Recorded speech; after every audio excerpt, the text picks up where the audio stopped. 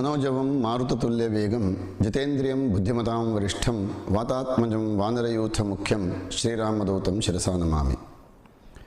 ಸಮಸ್ತ ರಾಮಭಕ್ತರಲ್ಲಿ, ಆಂಜನೇಯನ ಭಕ್ತರಲ್ಲಿ, ಸಮಸ್ತ ಪ್ರಕೃತಿ ಪ್ರಿಯರಲ್ಲಿ ನಮ್ಮದೊಂದು ವಿನಂತಿ.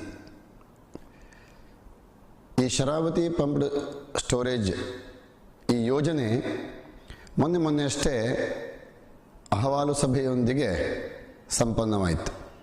ಆದರೆ ಅಹವಾಲು ಸಭೆಯ ನಂತರ ಮುಂದೇನು ಹೇಳುವಂಥ ಪ್ರಶ್ನೆ ನಮ್ಮೆಲ್ಲರ ಇವತ್ತಿನ ಚಿಂತನೆಯಾಗಿದೆ.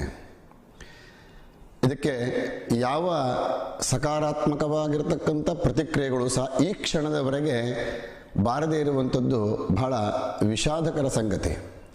ಜೊತೆಗೆ ಸಮಸ್ತ ಜನತೆ ಎದ್ದು ನಿಂತ ನಂತರದಲ್ಲಿ ಈ ಯೋಜನೆಯ ಒಂದೇ ಅಲ್ಲ, ಇನ್ನೂ 10 ಯೋಜನೆಗಳು ಈ ಶರಾವತಿ ಒಡಲನ್ನು ಬಗೆಯಲಿಕ್ಕೆ ಸಿದ್ಧವಾಗಿದ್ದಾವೆ ಅನ್ನುವ ಸಂದೇಶ ಎಲ್ಲ ಮಾಧ್ಯಮಗಳಲ್ಲಿ ಹೊರಗೆ ಬರುತ್ತಾ ಇದ್ದಾವೆ. ಇಲಿಯ ಬಿಲದಲ್ಲಿರ್ತಕ್ಕಂಥ ಆ ಎಲ್ಲ ಇಲಿಗಳು ಸಹ ಹೊರ ಬರ್ತಾ ಇದ್ದಾವೆ.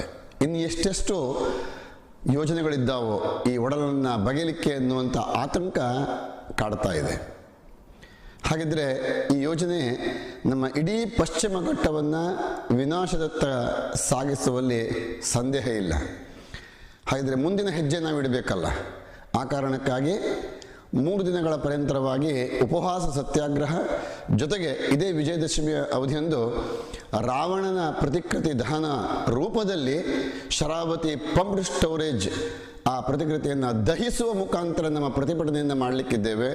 ಎಲ್ಲ ಸಮಸ್ತ ನಾಗರಿಕರನ್ನು ಈ ಒಂದು ಕಾರ್ಯಕ್ಕೆ ನಾವು ಆಹ್ವಾನಿಸ್ತಾ ಇದ್ದೇವೆ.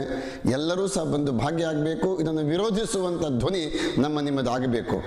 ಶರಾವತಿ ಪಂಪ್ಡ್ ಸ್ಟೋರೇಜ್ ಅಂತಕ್ಕಂಥ ಮಹಾ ಮಾರಿಯನ್ನು ನಾವು ವಿಜಯದಶಮಿ ದಿವಸ ನಾವು ಅದನ್ನು ದಹಿಸೋಣ ಅಂತ ನಿಮ್ಮನ್ನೆಲ್ಲರನ್ನು ನಾನು ಆಮಂತ್ರಿಸ್ತಾ ಇದ್ದೇನೆ.